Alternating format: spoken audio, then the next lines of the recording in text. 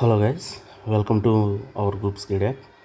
So ఈరోజు మీకు ఏంటంటే నేను BSL Hanumantharao text book explanation అనేది మళ్ళీ స్టార్ట్ చేస్తాను అనమాట.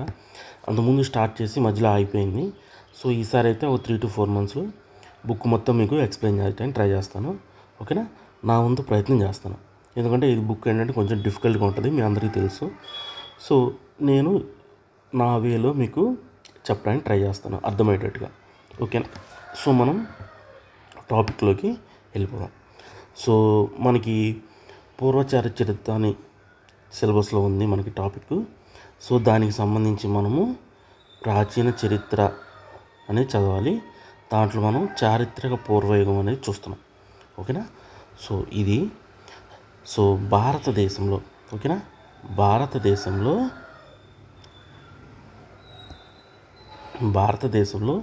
ప్లాస్టోస్టీన్ అనే హిమయుగంలో ఉష్ణ అంతర్దశల కాలంలో అంటే సుమారు 3 లక్షల ఏళ్ల క్రితం మానవుడు ఉదయించి ఉంటాడు అంటే అర్థమైందా? సో ఇండియా గురించి చెప్తున్నాడు. ఓకేనా, సో ఇక్కడ నీకు ఇండియా గురించి చెప్తున్నాడు మెయిన్గా.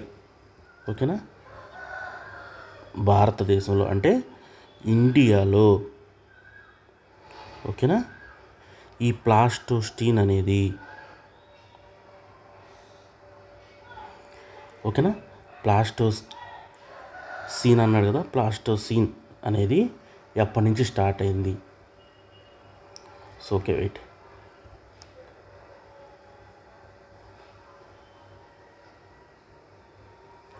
ప్లాస్టోసీన్ కదా. సో ప్లాస్టోస్టీన్ అనేది హిమయుగం అంటే ఐస్ ఏజ్ అంటాం కదా, మనం ఐస్ ఏజ్ అంటుంటాం కదా, ఆ ఐస్ ఏజ్కి సంబంధించి అనమాట. ఓకేనా, ఐస్ ఏజ్కి సంబంధించి ఎప్పుడు స్టార్ట్ అయింది? సో ఇక్కడ మీకు ఇంపార్టెంట్, ఈ ప్లాస్టోస్టీన్ అనేది ఐస్ ఏజ్ యుగంకి సంబంధించి అంతర్దశల కాలం అంటే 3 లక్షల ఏళ్ల క్రితం స్టార్ట్ అయిందంట. సో ఇక్కడ మీకు కీవర్డ్స్ ఏంటంటే ప్లాస్టోస్టీన్ అనేది ఐస్ ఏజ్కి సంబంధించింది 3 లక్షల ఏళ్ల క్రితం. ఓకేనా, 3 లక్షల ఏళ్ల క్రితం అంటే 3 లక్షల సంవత్సరాల క్రితం అన్నమాట. 3 లక్షల సంవత్సరాల క్రితం స్టార్ట్ అయింది. సో వాతావరణం అనుకూలమై ఆహార సంపాదన అవకాశాలు ఎక్కువగా ఉన్నందున ఆదిమ మానవుడు దక్షిణాపథం తూర్పు ప్రాంతంలో అవతరించి ఉత్తర పదానికి వలస వెళ్ళి ఉంటాడని శాస్త్రజ్ఞుల పరిశీలన అన్నమాట. సో ఈ ఫస్ట్ పాయింట్ మీకు అర్థమైంది కదా. సో ప్లాస్టోస్టీన్ అనే హిమయుగంలో ఉష్ణ అంతర్దశల కాలంలో అంటే హీట్ అనేది వస్తున్నప్పుడు 3 లక్షల ఏళ్ల క్రితం ఈ టైంలో మానవుడు జన్మించి ఉంటాడు అంటే స్టార్ట్ అయ్యి ఉంటాడని చెప్తున్నాడు. ఇదొక పాయింట్. రెండో పాయింట్లో ఏం చెప్తున్నాడంటే, సో దీని గురించి మీకు ప్రీవియస్ బిట్ ఒకటి వచ్చిందనమాట, అది మీకు ఒకసారి చూపిస్తా. సో ఇక్కడ చూడండి, ఇటీవలి భౌగోళిక కాలం ఏంటి? ప్లాస్టోస్టీనా, హాలోసీనా, మెసోజాయికా, ప్లియోసీనా. ఇప్పుడు మనం చూసిన దాన్ని బట్టి మీరేమనుకుంటారు? ప్లాస్టోస్టీన్ అనుకుంటారు. కాదు, హాలోసీన్ అన్నమాట ఆన్సర్. ఓకేనా, ఇక్కడ చూడండి, మీరు కనుక ఇది కొంచెం గమనిస్తే మానవుడు ఇటు నుంచి ఇటు వెళ్తున్నట్టు అనమాట. అంటే మనిషి స్టార్ట్ అయింది ఇటు అనమాట, అంటే భూమి ఇటు నుంచి ఇటు వెళ్తుంది. సో ఇక్కడ మీరు చూసినట్టయితే ప్లాస్టోస్టీన్ అనే దాని తర్వాత హాలోసీన్ అనేది వచ్చింది. కాబట్టి ఇక్కడ అడిగిన బిట్ ఏంటి మీకు? ఇటీవలి భౌగోళిక కాలం ప్రకారం ఇటీవలి భౌగోళిక కాలం అంటే రీసెంట్ భౌగోళిక కాలం ఏంటి అంటే హాలోసీన్ అని చెప్పుకున్నాం కదా, హాలోసీన్ అని అన్నాం కదా. మనకు అక్కడ చెప్పింది ప్లాస్టోస్టీన్ అనమాట. ఇదేం చెప్పాడు మనకు అక్కడ? 3 లక్షల ఏళ్ల క్రితం అని చెప్పాడు. సో హాలోసీన్ అంటే ఇది రీసెంట్ది కదా, మనం ఇటు నుంచి వస్తున్నప్పుడు ఇది రీసెంట్, దాని ముందుది ప్లాస్టోస్టీన్ అనమాట. ఓకేనా, ఇక్కడ మెసోజాయిక్, ప్లియోసీన్ అన్నాడు. ఇదిగో ప్లియోసీన్ అనేది దాని ముందుది, ఇక్కడ మెసోజాయిక్ అన్నాడు కదా. ప్లియోసీన్ అంటే ఇది, మెసోజాయిక్ అనేది ఇది అనమాట. ఓకేనా, మెసోజాయిక్ అనేది ఇక్కడ ఇవేంటంటే ఇవి ఇయాన్స్, ఎరాస్, పీరియడ్, ఎపోక్ ఇవన్నీ మనకి జాగ్రఫీలో వస్తాయి. మనకు అవసరం లేదు. మనకు కావాల్సింది ఏంటంటే ఇక్కడ మనకు బిట్ వచ్చింది కాబట్టి రీసెంట్ది ఏది, ఇక్కడ మనకి ఇచ్చిన ప్లాస్టోస్టీన్ అనేది 3 లక్షల ఏళ్ల క్రితం అనేది మనకు అది అర్థమైపోయింది. రీసెంట్ది హాలోసీన్ అనే పాయింట్ మీకు అర్థం అవ్వాలి. ఓకేనా, ప్లియోసీన్ అనేది దాని ముందుది, మెసోజాయిక్ అనేది. మీకు ఏదైనా కావాలి ఇంకా డెప్త్గా కావాలంటే మీరు చూసుకోండి, నెట్లో మీరు సెర్చ్ చేసుకుంటే ఐసేజ్ ఎరాస్ అని మీకు దొరుకుతుంది అనమాట. ఓకేనా, ఇది ఓకేనా. నేను సింపుల్గా మీకు అర్థమయ్యే భాషలో చెప్పడానికి ట్రై చేస్తాను. ఓకే. సో ఈ పాయింట్ అయిపోయింది కదా. దీని నుంచి వచ్చిన ప్రీవియస్ బిట్ కూడా చూసాం కాబట్టి ప్రీవియస్ బిట్స్లో వస్తుంది కాబట్టి ఈ పాయింట్ ఇంపార్టెంట్. ఇక్కడ ఇచ్చింది ప్లీస్టోసీన్, మనకు ఆన్సర్ మాత్రం హాలోసీన్, రీసెంట్ భౌగోళిక యుగం అంటే. సో ఆ పాయింట్ తర్వాత వాతావరణం అనుకూలమై ఆహార సంపాదన అవకాశాలు ఎక్కువగా ఉన్నందున, సో ఆహారం అనేది ఎక్కువగా దొరుకుతున్నందున అంట ఏమైందంట, ఆదిమ మానవుడు దక్షిణాపథం తూర్పు ప్రాంతంలో, అంటే ఇప్పుడు ఇది మనకి ఎక్కడి నుంచి చెప్తున్నాం, ఇండియా గురించి చెప్తున్నాం, అది మర్చిపోవద్దు. సో ఇండియా, సౌత్ ఇండియా ఇట్లా ఉండిద్ది కదా. ఆదిమ మానవుడు దక్షిణాపథం తూర్పు ప్రాంతంలో అవతరించి, ఆదిమ మానవుడు అంటే దక్షిణాపథం అంటే సౌత్ ఇది అనుకుంటే తూర్పు ప్రాంతం అంటే ఏంటంటే ఇక్కడ చాలామంది శాస్త్రజ్ఞులు చాలా చెప్తారు. కొంతమంది నార్త్లో మనిషి పుట్టాడు అంటే ఇండియాలో, కొంతమంది సౌత్లో స్టార్ట్ అయ్యాడు, కొంతమంది ఈస్ట్లో స్టార్ట్ అయ్యాడు, కొంతమంది వెస్ట్లో స్టార్ట్ అయ్యాడు, ఇలా చెప్తూ ఉంటారు కదా. అంటే ఇటు ఈస్ట్ ఇటు వెస్ట్లే. సో ఇట్లా చెప్పుకున్నప్పుడు ఏంటంటే మనం ఎవరము, మనం ఆంధ్రాలో ఉండే పీపుల్ కాబట్టి బుక్ అలా రాస్తారు, అర్థమైందా. సో మనం గొప్ప అనేటట్టుగా బుక్ ఉంటుంది, అర్థమైందా మీకు. శాతవాహనులప్పుడు కానీ వీళ్ళు ఆంధ్రులు అనే దానికి వాడు జస్టిఫై చేస్తాడనమాట. అట్లాగే ఇక్కడ కూడా వీడేమంటున్నాడు చూడండి, వాతావరణం అనుకూలమై ఆహార సంపాదన అవకాశాలు అంటే ఆహారం ఎక్కువగా దొరుకుతుందంట ఇక్కడ. ఓకేనా. ఆహార సంపాదన అవకాశాలు ఎక్కువగా ఉన్న ఆదిమ మానవుడు దక్షిణాపథం తూర్పు ప్రాంతంలో అవతరించి, తూర్పు ప్రాంతం అంటే ఈ ప్రాంతంలో అవతరించి ఉత్తరాపథానికి వలస వెళ్ళి ఉంటాడు, అంటే నార్త్కి ఇలా వెళ్ళిపోయి ఉంటాడు అని శాస్త్రజ్ఞులు పరిశీలన అంట. అంటే సైంటిస్టులు చెప్తున్నారు అంటున్నాడు అనమాట. ఎవరు, బిఎస్ఎల్ హనుమంతరావు ఇట్లా చెప్పారు. నెక్స్ట్, మానవోదయం నుండి నడిచిన చరిత్రను చారిత్ర పూర్వయుగము మరియు చారిత్రక యుగం అని విభజిస్తారని చెప్పాం. అంటే దీని ముందు కొంత ఉందన్నమాట. దీని ముందు ఒక చాప్టర్ 2 చాప్టర్లు ఉన్నాయి, వాటిలో అంత గురించి మొత్తం ఉన్నాయి. ఇప్పుడు మీకు చెప్తే అర్థంగా నేను తర్వాత చెప్తాను వాటి గురించి. ఓకేనా. సో మానవోదయం నుండి అంటే మనిషి పుట్టినప్పటి నుండి నువ్వు చరిత్రను కానీ నువ్వు చూస్తే, ఓకేనా, చరిత్రను కానీ నువ్వు చూస్తే, సో మానవోదయం నుంచి అంటే మానవుడు ఉన్నప్పటి నుంచి, అంటే ఆ మానవుడు ఎప్పుడైతే స్టార్ట్ అయ్యాడో అప్పటి నుంచి నడిచిన చరిత్రను చూస్తే, చరిత్రను అంట 2 రకాలుగా డివైడ్ చేస్తాడంట. ఎలా చేస్తాడంట, చరిత్ర పూర్వయుగం అని ఒకటి అంటాడు, ఓకేనా, చరిత్ర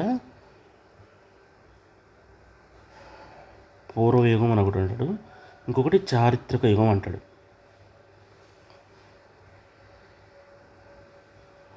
ఓకేనా అని విభజిస్తారని చెప్పాము.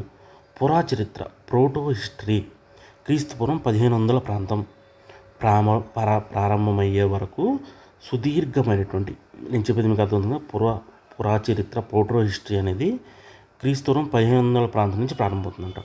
సో ఇక్కడ నువ్వు అర్థం చేసుకోవాల్సింది, ప్రోటో హిస్టరీ అనేది దీన్నే పురాచరిత్ర అంటారు. అర్థమవుతుంది కదమ్మా, పురాచరిత్ర అంటారు. ఇది మనకి బీసీ 1500 ప్రాంతం నుండి, ఓకేనా, 1500 ప్రాంతం నుండి పురాచరిత్ర ప్రారంభమయ్యే వరకు సుదీర్ఘమైనటువంటి చరిత్ర పూర్వయుగంలో మానవ జీవితం పశుప్రాయమై నిరాసక్తంగా ఉండేదనటంలో అతిశయోక్తి లేదు. అంటే సో ఫస్ట్ చరిత్ర పూర్వయుగం ఉంది, అర్థమవుతుంది కదా మీకు. ఫస్ట్ చరిత్రక పూర్వయుగం ఉంది, తర్వాత చారిత్రక యుగం ఉంది, తర్వాత ప్రోటో హిస్టరీ అనేది వచ్చింది. మెయిన్గా 2 టైప్స్గా డివైడ్ చేస్తారు చరిత్రని. చరిత్ర పూర్వయుగం అంటారు, చారిత్రక యుగం అంటారు. అంటే ఇది ఎలాగంటే మనకి లిపి కానీ, ఓకేనా, లిపి కానీ చదవటం కానీ రాయటం కానీ తెలియదు అనమాట వాళ్ళకి, ఓకేనా. ఇక్కడేమో చదవటం రాయటం తెలుసు, ఓకే.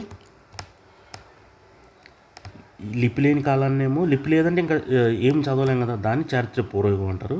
ఇక్కడ ఏంటంటే మనకి లిపి ఉంటుంది, దాన్ని చదవటం తెలుసు అనమాట, దాన్ని చదవటం అర్థమైద్ది మనకి, అంటే దాన్ని చదవచ్చు అనమాట, దాన్ని చారిత్రక యుగం అంటారు.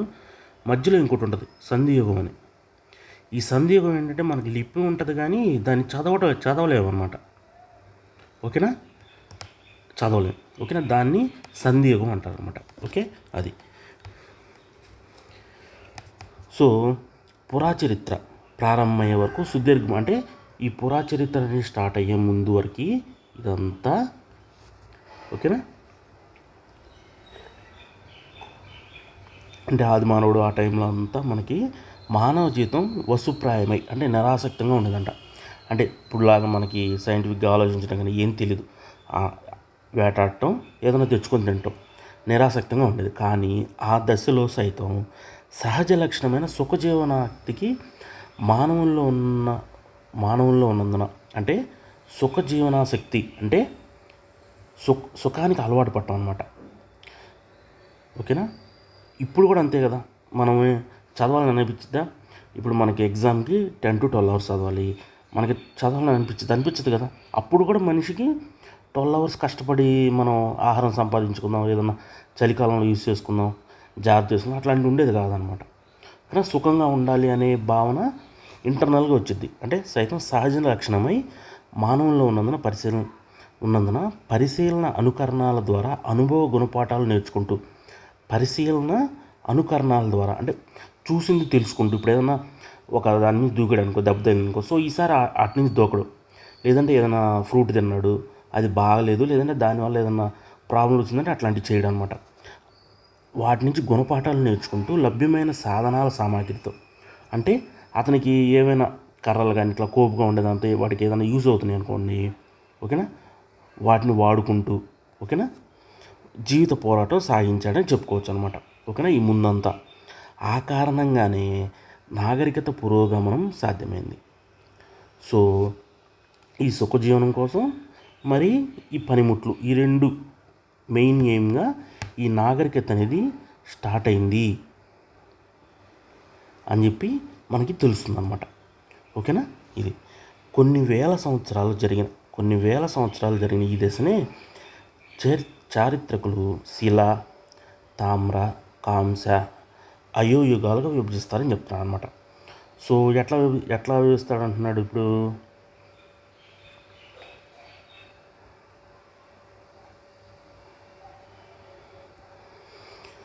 సో చారిత్రకులు అంట శిలాయుగము 2, తామ్రయుగము 3, కాంస్యయుగము 4, అయోయుగము అంటే దీన్నే ఇనుపయుగం అంటారు. ఓకేనా. సో మెయిన్గా మనకి శిలాయుగము, తామ్రయుగము, కాంస్యయుగము, అయోయుగం అనే 4 యుగాలుగా విభజిస్తారన్నమాట చారిత్రకులు. ఈ శిలాయుగంలో ప్రాచీన నవీన యుగాలుగా అనేది ఉందంట. ఈ శిలాయుగం అనేది దీంట్లో మనకి ప్రాచీన, ఓకేనా, మరియు నవీన యుగాలు అనే డివిజన్ ఉందంట శిలాయుగంలో. ఏ యుగంలో ఈ క్వశ్చన్ ఎలా అడుగుతాడు, మీరు క్వశ్చన్ ఫామ్ చేసుకుంటూ ఉండాలన్నమాట. ఎప్పుడైనా బుక్ చదివేటప్పుడు క్వశ్చన్ ఫామ్ చేసుకుంటూ ఉండాలి. ఎలా ఫామ్ చేసుకోవాలి, ఏ యుగాన్ని ప్రాచీన నవీన అనే ఒక విభజన ఉంది అంటే శిలాయుగానికి అన్నమాట. ఓకేనా. సో శిలాయుగానికి మనకి ప్రాచీన నవీన అనేటువంటి డివిజన్ అనేది ఉందన్నమాట. నెక్స్ట్ తామ్రయుగము, కాంస్యయుగము, అయోయుగము. ఒక్కసారి ఏంటంటే వీటిని వరుస క్రమంలో అమర్చండి అంటాడు. ఓకేనా. అప్పుడు శిల, తామ్ర, కాంస, అయో అనేది గుర్తుపెట్టుకోవాలి. ఓకేనా. జనరల్గా కూడా అర్థమవుద్ది అనమాట మీకు. ఫస్ట్ శిలలు వస్తాయి అంటే రాళ్ళని చేసుకుంటారు, ఫైనల్గా ఇనుము వచ్చింది. ఇంకా ఫైనల్ అదే కదా, ఫైనల్ అంటే పనిముట్లు తయారు చేసుకునే దాంట్లో మధ్యలో తామ్ర, 3 కాంస. ఓకేనా. వెండి, రాగి అంటుంటారు కదా, ఫస్ట్ ప్రైజ్ సెకండ్ ప్రైజ్లో వెండి, రాగి అంటారు కదా. సో ఇది వెండి అనుకుంటే ఇది రాగి. ఓకేనా. అట్లా. ఓకేనా. సో నెక్స్ట్ శిలాయుగంలో ప్రాచీన నవీన యుగాలుగా విభజన ఉంది. నెక్స్ట్ తిరిగి ప్రాచీన శిలాయుగంలో ఎగువ, మధ్య మరియు దిగువ యుగాలని అంతర్దశలు ఉన్నాయంట.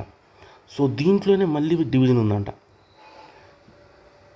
దేంట్లో తిరిగి ప్రాచీన శిలాయుగంలో అంటే ప్రాచీన శిలాయుగంలో మళ్ళీ 3 డివిజన్లు ఉన్నాయంట. వాటిని ఎగువ, మధ్య, నెక్స్ట్ దిగువ. సో ఎగువ అంటే మనకి అప్పరు, మధ్య అంటే మిడిల్, దిగువ అంటే లోవరు అన్నమాట. ఓకేనా. సో దిగువ యుగాన్ని సూక్ష్మరాతి యుగం అనడం కద్దు. కద్దు అంటే సహజం అని అన్నమాట. అర్థమైందా? ఈ దిగువ యుగాన్ని సూక్ష్మరాతి యుగం అనడం కద్దు అంటే ఈ దిగువ యుగం ఏదైతే ఉందో, ఓకేనా, దీన్ని సూక్ష్మరాతి యుగం అంటారంట.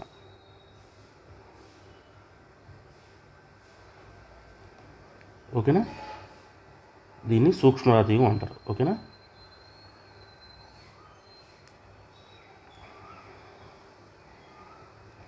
ఓకేనా, దీన్నే సూక్ష్మరాతి యుగం అంటారు అన్నమాట. సో ఇక్కడ మీకు బిట్టు, ఈ క్రింది వాటిలో దేనిని సూక్ష్మరాతి యుగం అంటారు? దేనిని సూక్ష్మరాతి యుగం అంటారు?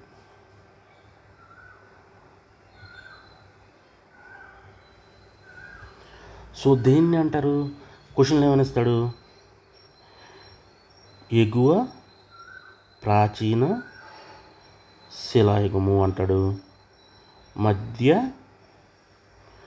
ప్రాచీన శిలాయుగము, లేదంటే నవీన మధ్య శిలాయుగం అంటాడు, ఫైనల్గా ఏమంటాడు? దిగువ ప్రాచీన శిలాయుగం అనమాట. ఓకేనా, ఇది ఓకేనా, నవీన శిలా దిగువ నవీన శిలాయుగం. కాబట్టి ఇదనమాట ఆన్సర్. ఓకే, బిట్స్ వీటి నుంచే వస్తే మనకు అక్కడికి వెళ్ళలేక అర్థం కాదనమాట, ఏది ఆన్సర్ అనేది అర్థం కాదు. కాబట్టి చదివేటప్పుడు కొంచెం జాగ్రత్తగా చదువుకోవాలి. ఈ యుగ విభజన ఆయా కాలాల్లో సాధన సామాగ్రికై ఓకేనా, పనిముట్లు మానవుడు వాడిన ముడి సరుకును బట్టి, పరికరాల స్వభావాన్ని బట్టి జరిగిందని వేరుగా చెప్పనక్కర్లేదు. అంటే ఏమంటున్నానంటే, ఇక్కడ పైన నేను డివిజన్ చేశాను కదా, ఆ డివిజన్ అనేది ముడి సరుకుని బట్టి, అంటే వాళ్ళు ఆ యుగాల్లో ఏ వాటిని పనిముట్లుగా యూజ్ చేశారు. ఫస్ట్ దాంట్లో శిలల్ని, తర్వాత దాంట్లో తామ్ర రేకుల్ని, తర్వాత కాంస వాటిని, ఓకేనా, వీటిని యూజ్ చేశారు. కాబట్టి ఆ పరికరాలను బట్టి, ఓకేనా, ఆ ముడి సరుకు ఏదైతే యూజ్ చేసి వాళ్ళు పనిముట్లు తయారు చేసుకున్నారో దాన్ని బట్టి నీకు ఇది తయారు చేశాడు, అంటే ఇది డివైడ్ చేశాడు అని చెప్పి చెప్తున్నాను అనమాట. ఓకేనా, అర్థమైంది కదా? ఇది ఓకే. ఇంతవరకు చూడండి, చిన్న చిన్న క్లాసెస్ ఎట్లా పాయింట్స్ ఉన్నాయనేది చూద్దాం. సో దీనికి నోట్స్ మీరు ఎలా రాసుకోవాలి, ఎలా రాసుకుంటే బాగుంటుంది, ఈ బిట్ చెప్పాను, ఇది కూడా చెప్పాను. సో నోట్స్ అనేది మీరు ఇలా రాసుకోవాలన్నమాట. సో భారతదేశంలో ప్లాస్టోషిన్ అనే హిమయుగంలో సుమారు 3 లక్షల సంవత్సరాల క్రితం ఇంపార్టెంట్ ప్లాస్టోషిన్ అది 3 లక్షల సంవత్సరాల క్రితం అనేది ఇంపార్టెంట్ అన్నమాట. తర్వాత ప్రీవియస్ బిట్ ఇది. ఇటీవలి భౌగోళిక కాలం ఏంటి? హ్యాలోసిన్ ముందుది ప్లాస్టోస్టిన్ ముందుది ప్లియోసిన్. ఓకేనా, హెచ్. మెసోజోయిక్ అనేది ఇది వేరేది. ఓకేనా, ఆన్సర్ మాత్రం ఇది. నెక్స్ట్, ఆహార సంపాదన అనేది మెయిన్ వీళ్ళ వృత్తి. దక్షిణాపదం తూర్పు ప్రాంతంలో అవతరించి ఉత్తరాపదానికి వెళ్ళి ఉంటారు. అంటే ఆంధ్ర ప్రాంతాన్ని వీడు ఫోకస్ చేస్తున్నాడని నీకు అర్థం అవ్వాలి, ఏపీ ప్రాంతాన్ని. ఓకేనా, నెక్స్ట్, మానవోదయం నుండి చరిత్ర పూర్వయుగము చారిత్రయుగం అన్నాడు. ఓకేనా, లిపి లేని కాలాన్నేమో చారిత్ర పూర్వయుగం అంటాడు, లిపి ఉండి చదవగలిగేదాన్ని చారిత్రయుగం అంటాడు. పురాచరిత్ర అంటే దీని తర్వాత వచ్చేది అన్నమాట పురాచరిత్ర. ఈ పురాచరిత్ర 1500 BC ప్రాంతం నుంచి స్టార్ట్ అవుతుంది. అంటే మనకి దాదాపుగా బుక్ ఇక్కడి నుంచే చెప్తాడు అనమాట.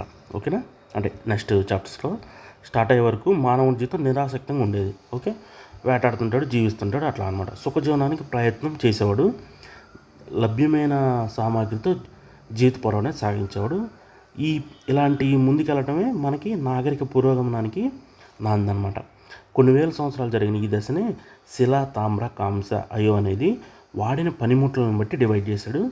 దీంట్లో శిలా దాన్ని ప్రాచీన అంటాడు.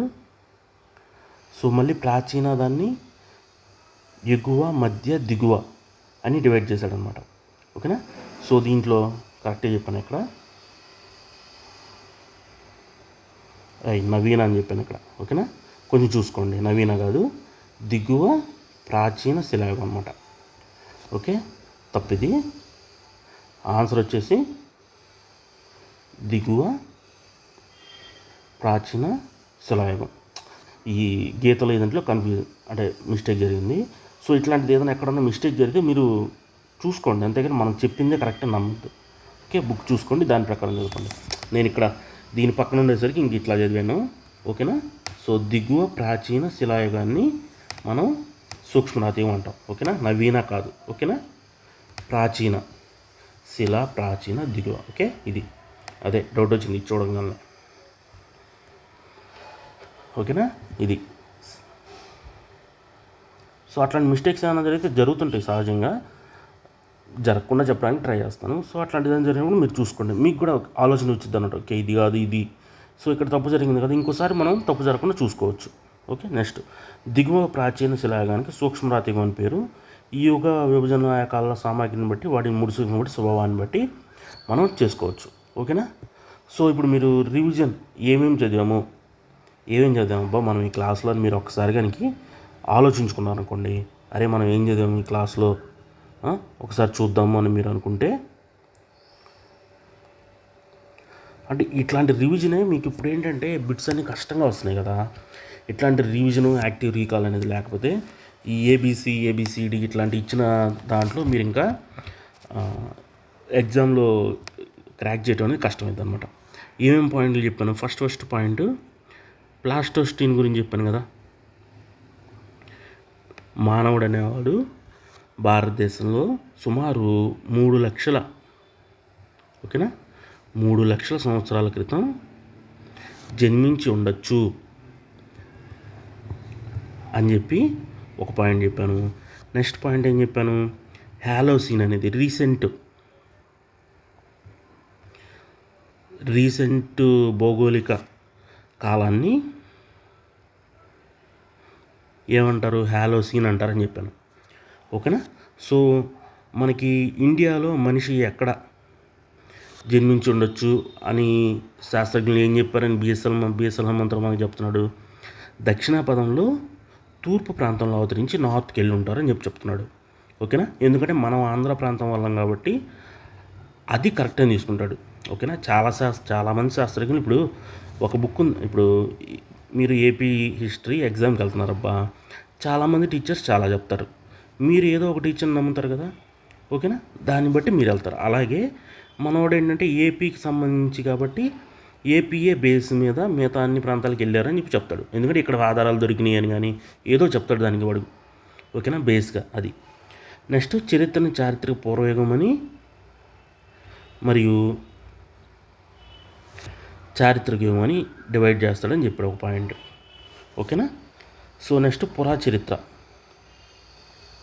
పురాచరిత్ర అంటే ప్రోటో హిస్టరీ. ఎప్పుడు స్టార్ట్ అయ్యింది? బీసీ 1500 అనమాట. సో ఈ ఆది మానవుడు కూడా ఏంటంటే సుఖజీవనానికి ట్రై చేసి పనిముట్లు అవి వాడుతుంటారు అనమాట. ఓకేనా. సో ఈ పనిముట్లు ఇవి వాడుతున్నప్పుడు ఈ పనిముట్ల నుండి మనోడు ఏం చేస్తాడంటే ఈ కాలాన్ని డివైడ్ చేస్తాడనమాట. ఎలా డివైడ్ చేస్తాడు? శిల, ఓకేనా, తామ్ర, కాంస, అయో లేదా ఇనుపయుగము. ఈ శిలాయుగాన్ని ప్రాచీన, నవీన అంటాడు.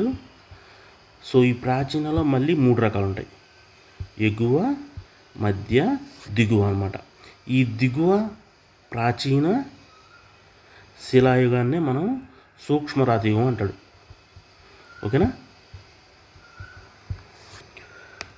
ఓకేనా, ఇది.